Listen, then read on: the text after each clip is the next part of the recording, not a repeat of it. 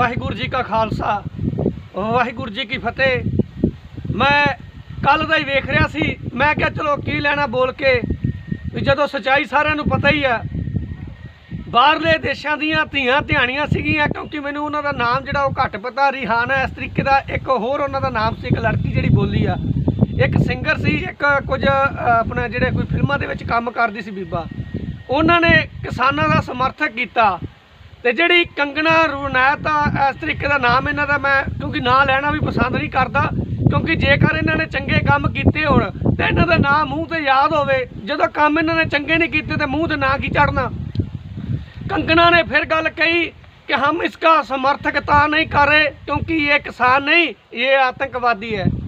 तो मैं कंगना रनौत को कहना चाहुंदा, कंगना बीबा जी गल सुनो, तुहानूं असीं अपशब्द बोलना आपदे मूँह दी, तुहाडा नाम लेना भी असीं आपदे मूँह दी बदनामी समझदे हां।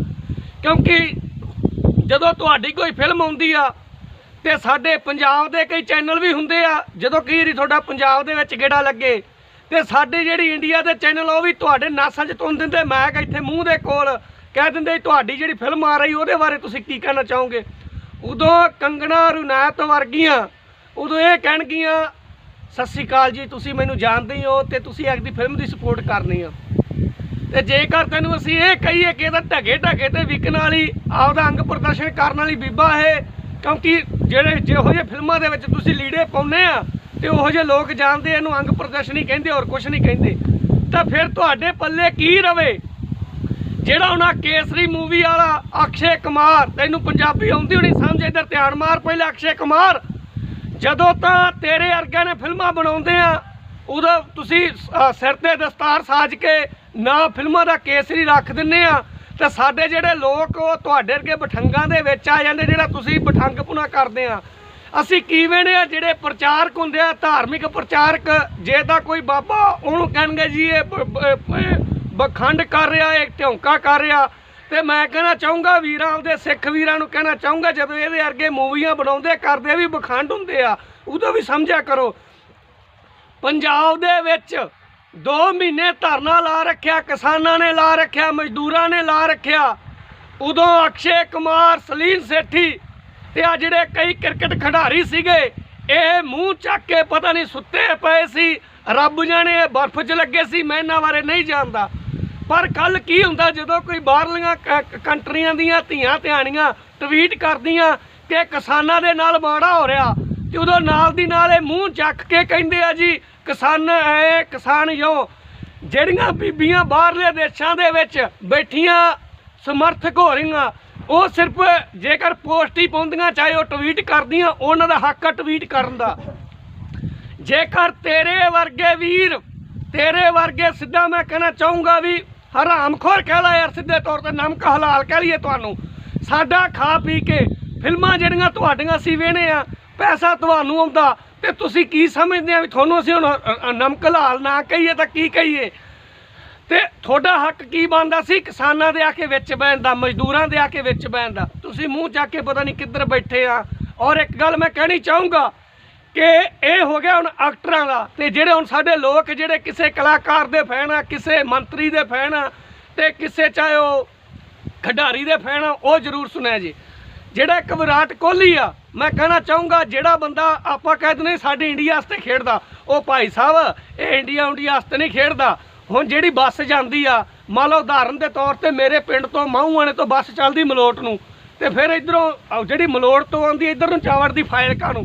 हुण मैं की कहां साडे माहूआणे वास्ते बस चलदी आ, ये माहूआणे वास्ते बस नहीं चलदी, है बस चलदी आपदी जेब वास्ते, जिन्हें चलाई उन्हें जेब वास्ते चलाई आ। जेकर फ्री जाती है तो मैं कहां वो गल तुहाडी आ। जिहड़े लोग खेडदे हो आपदे ढिड मारे खेडदे, आपदे शौक नूं खेडदे आ, अपनी इंडिया वास्ते नहीं खेडदे। जिहड़े खेडे इंडिया वास्ते मैं वो कहना चाहूँगा उन्हों के नाम शहीद उधम सिंह जी, शहीद भगत सिंह जी, जिन्हें साडे शहीद आ वो इंडिया वास्ते खेडे, जिन्हों ने जान ते बाजी आपदी तली ते आपदी जान की बाजी ला के खेडे आ, वो खेडदे आ, ये नहीं खेडदे। ये तो अपना मजाक उड़ाउंदे, अपना दिमागी शोषण करदे बंदे आ कोई।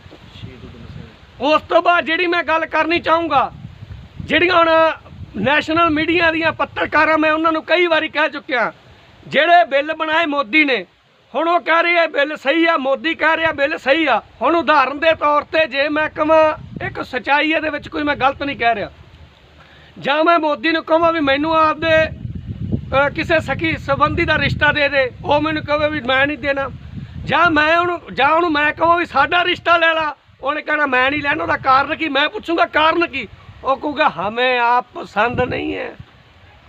तो जे मैं नहीं देना मैं भी उन्हें कहूँगा भी आप हमें पसंद नहीं है।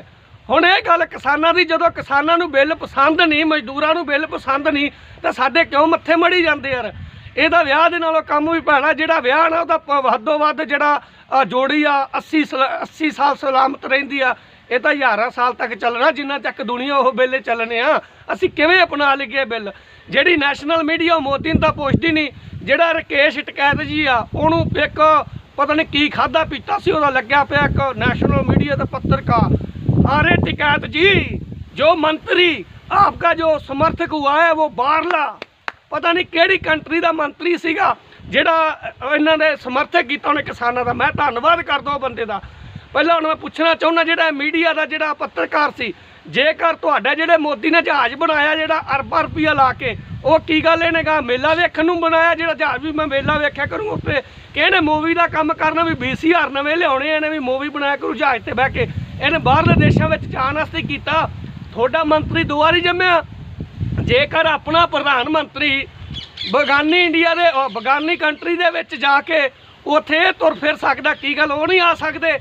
जेकर वो आ रहा तो तुहाडा तुसीं तां मर गए, आ जिहड़े नैशनल मीडिया वाले तुसीं तां मर गए, वो कम से कम साथ तां दे रहे आ, तुहाडे तो भी नहीं सरिया। मैं कहना चाहूँगा तुहाडी कोई औकात नहीं गल करन दी, छज तां बोले आखे छाननी क्यों बोले? तुसीं छाननी आ, आप छाननी का काम करते हो, आप कोई छज नहीं है जो आप रकेश टिकैत जी से पूछ रहे हैं ना नेशनल मीडिया कि वो ऐसे क्यों आ रहे हैं वैसे क्यों आ रहे हैं। अरे बोलते वो है जिनकी कोई औकात होती है, आपकी तो कोई औकात ही नहीं है। ये नेशनल मीडिया क्यों बोल रहा है? एक और चैनल था जो नेशनल मीडिया का वो एक पत्रकार कह रही है कि पुलिस के साथ मारा हुआ है टिकैत जी, इसकी भरपाई कौन करेगा? तो बीबा जी मैं आपसे पूछना चाहता हूँ, जो नौजवान जो हमारे बुजुर्ग शहीद हुए हैं, कम से कम 200 के गिनती 200 गिनती होने वाली है, तो आप उसकी भरपाई कौन करेगा? क्या आपका पीएम कर देगा या ये जो अमित शाह वो कर देगा? जो बात बोलनी है ना सच्चाई पर बोला करो, आपकी कोई ज़मीर नहीं है। मैंने कई बार बोला है कि जो कोठे वाली होती है वो मजबूरी में धंधा करती हैं और वो जिस्म बेचते हैं। अरे आप तो कोठे वाले से भी ऊपर नांगे, अपने तो अपना ज़मीर बेच दिया। जिसका ज़मीर नहीं है उसका कुछ नहीं है। आपको बता रहा हूँ, ये किसान देश के है, ये मजदूर देश के है, आप उसे आतंकवादी कह रहे हो। अब मैं ये कंगना को कहना चाहता हूँ, कंगना बोल रहे हैं ना कि ये आतंकवादी है। जेकर हम आतंकवादी होते ना तब पुलिस की जो लाठीचार्ज हम पर हुई है हमने सहनी नहीं थी, वो लाठीचार्ज कभी भी हमने नहीं अपने आप करानी थी। और जेडे आप पंजाब के एक्टर जाके और बॉलीवुड दी फिल्मों च बैठे मैं कह देवां, जेडे लोग कहते जी RSS नूं असीं ऐ कर देंगे, RSS नूं यो कर देंगे, हम RSS का कुछ भी नहीं बिगाड़ सकते। पूछो क्यों? क्योंकि RSS ने अपने मंत्री बनाए हैं, अपने IP अफसर बनाए, अपने जज बनाए, अपने वकील बनाए। हमने क्या बनाया? हमने कुछ नहीं बनाया सवाए मैं से, वो अहंकार से हमने कुछ नहीं बनाया। हमने जाति जो जाति है वो भी RSS ने बनाई है, पर जो जाति अब हम फैला रहे हैं ना वो हमने बनाई है। क्योंकि RSS के पास तो ये सब कुछ है, उसके पास मंत्री है, IP अफसर है, हमारे पास क्या है? तो बताइए, हमारे पास कुछ नहीं है।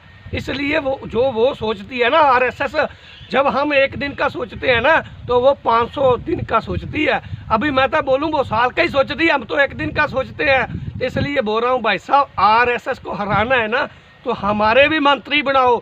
जेकर मैं ये किसानों को कहना चाहता हूँ, हरियाणा से भी कहना चाहता हूँ और पंजाब से भी कहना चाहता हूँ और गाजीपुर बॉर्डर वालों से भी कहना चाहता हूँ, जेकर आपने RSS को हराना है तो आपसे मैं हाथ बनकर बेनती करता हूँ कि जब आप अपने गांव में जाओगे, जब हम ये जीत कर जाएंगे ना, जब ये काले कानून रद्द होंगे तो हम अपने अपने गांव में जाएंगे, तो जाकर किसी ने कांग्रेस का झंडा उठाना है, पंजाब में आकर किसी ने अकाली का उठाना है, BJP का उठाना है, आम आदमी पार्टी का उठाना है, तो फिर रहने दो ये आंदोलन करने को।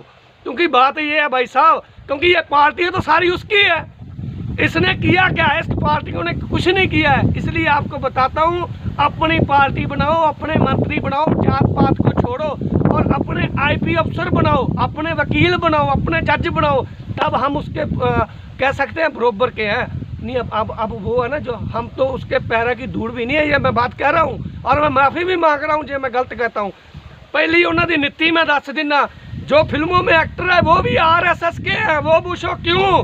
क्योंकि हमारा संविधान कहता है कि जो इंडिया भारत नाम है इंडिया का, और वो जो फिल्मों वाले वो बोलते हैं हिंदुस्तान। ये हिंदुस्तान को प्रमोट कर रहे हैं, हालांकि हमारा जो देश है हिंदुस्तान है ही नहीं। हिंदुस्तान जब हमारा पासपोर्ट बनता है, तो मैं वीज़ा कह लो, जहाँ मेरे को हो सकता है बोलना ना आ रहा हो, उस पर भी इंडिया भारत लिखा आता है। और ये फिल्मों वाले बोल बोल के क्या बोलते हैं, ये हिंदुस्तान है, हम हिंदुस्तानी है फलाना। अरे हम कोई हिंदुस्तानी नहीं है, हम भारतीय हैं, गर्व से कहो। तो एदा कहते भी तुम हिंदुस्तानी कहो गर्व से। इनकी जो चाल है RSS की, सारी पार्टियां फेमस कर रही हैं और फैसला अब आपके हाथ में, आपने क्या करना।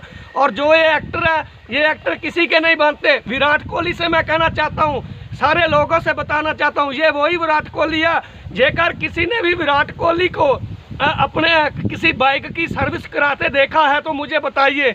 ये जो विराट कोहली है हमें मशहूरी देता है मगलैल की कि आप ये मगलैल यूज़ करो, फिर पूछने वाला हो ये क्रिकेट खिलाड़ी है या मगलैल चिक करने वाला है।